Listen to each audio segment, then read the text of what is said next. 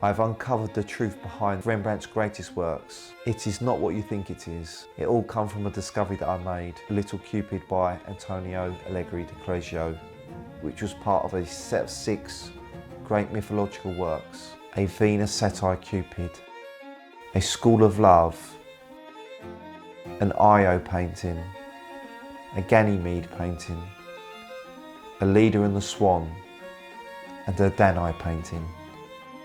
These 6 paintings are the true mystery behind Rembrandt's greatest works. Rembrandt embedded these works within his inner reimagination, and that was the genius code that all the great masters did. He deceived you all, but he didn't deceive me, and I'm going to share this with you and explain this real truth. My name is Daniel Dawson Gordon. This is my discovery. Enjoy. So what we'll do, we'll start off with an incredible painting by Rembrandt called Minerva. So when I looked at this painting, I could see facial recognition of the Venus School of Love by Correggio instantly. And I believe this is certainly, after Correggio's School of Love, the variant version that would have been in Prague. And I'll show you why. If we do a little comparison of the National Gallery School of Love here, we've got the Brückenpfeil version, and you see her broader face, as with the Richard Cooper drawing. And then over here we see the Minerva. And then we think, well, where are the close comparisons? Because remember, these paintings are not copies, they are influences. Here we can see the side-by-sides of the heads. We can see that the first small detail is all the leaves and details behind her hair has now become a headdress. But how about this to attract your attention? Look at the hand position of Minerva and look at the hand position of Venus. Now we need to think, well, where would little Cupid be? Why is he not in the picture? So if you look at Cupid's wings, as we've looked previously, if you look at the colour of the gold and the blue, then we zoom in to her blouse, it's as if Cupid's blue and gold feathers are tucked into her blouse, just under her shawl or cape as it were. There is evidence of this matching colours of Cupid's wings, the blue and the yellowy gold blended together. To the right of Venus in the School of Love, you've got this big stone. Well, to the right of Minerva in replacement, you've got this large shield. Proportionally, it's very similar. And then below the rock in the Venus, you've got the hat of Mercury, but just below the shield, you've got the hat and helmet here of Minerva. So I could see that this head was after Correggio's Venus. I could see the hand was used from the Venus painting. I can see Cupid's feathers tied in her little dress there. I can see Mercury's hat, and the rock formation was used where the shield was. And we mustn't forget that this is known as the Education of Cupid, and he has a book that he's reading. But just in the same position, just below Minerva's helmet, is a large book. And this painting triggered something in me.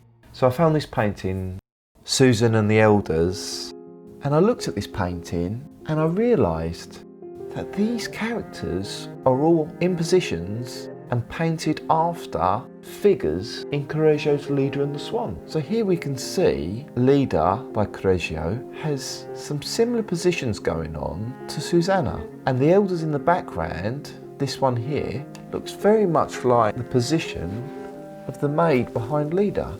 And this other elder here is in a very similar position and look and angle as this other version of Leda. So I thought to myself, there must be a swan in this painting. Where is the swan? So then Sir Joshua Reynolds, that once owned this painting, had made many adjustments to the work. So the swan was overpainted. In 2015 they discovered there was originally a swan in his painting, and that the original drawings showed this with a swan and was clearly after Correggio's Leda and the Swan. Again, Leda has been used in the painting Bathsheba, and if we look, that the centre figure is in position of Leda, It's most likely that the robe in her central is representing the swan, but if we look at the character behind her holding up her hair, is just like the character holding the robe in the leader. This other figure on the bottom below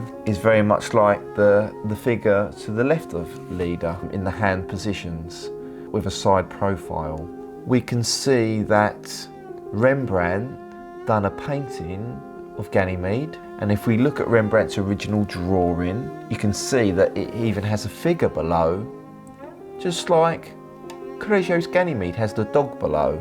So Correggio's Ganymede has the bird above and the boy, and has the dog below, so it's a three-figure composition, and Rembrandt's work was a three-figure composition originally. Ganymede is quite familiar to our Cupid. The feet and the cheeky bum is quite familiar. So let's step over and look at some of his drawings. And I found this drawing of Jupiter and Antiope by Rembrandt, which was one of his etchings, and it is a direct match to the Venus Satyr Cupid.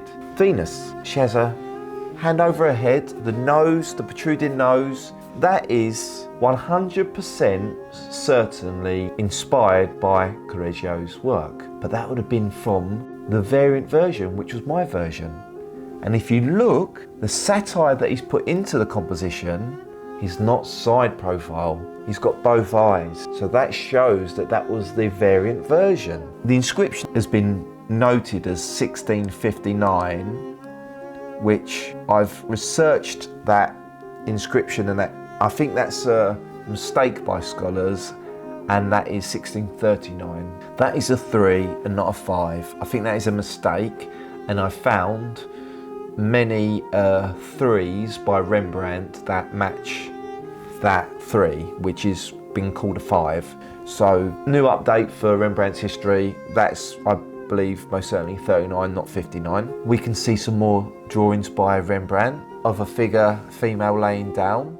It's quite similar to the Venus, could have been inspired. Now if we look at another work, this is known as Rembrandt's Danae painting, and we can see that it's a Danae painting, but Rembrandt was heavily influenced by the Leader painting too. That was one of his favourite paintings because he used it so often throughout his works as an influence. So here we've got the Rembrandt painting, and we have the Correggio Leader, and here we're using the engraving of Danae, because I believe that shows the original Danae painting as opposed to the Borghese version, which I believe is a copy.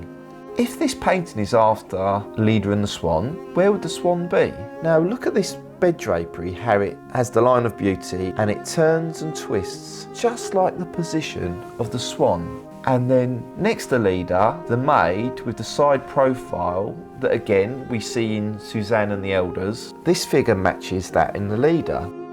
But I believe the face of Danae was influenced and used from Correggio's Danae. And I believe the above golden shower, as it were, as Danae, and it's like a golden Cupid, is after another figure in the Leader and the Swan. So I believe this work is a creation built from Leader and Danae of Correggio. It's built up of both works. We go to another one. Here we have Rembrandt's A Woman Bathing in a Stream. Now, I believe that this woman is modelled after Leader, but the Leader on the right when she's been courted by the swan. And if you look closely, the facial width and look and angle, and how she's standing in the water looking down as if she may be looking down at the swan. Maybe the swan is under that picture in an X-ray. Maybe the swan was originally in there.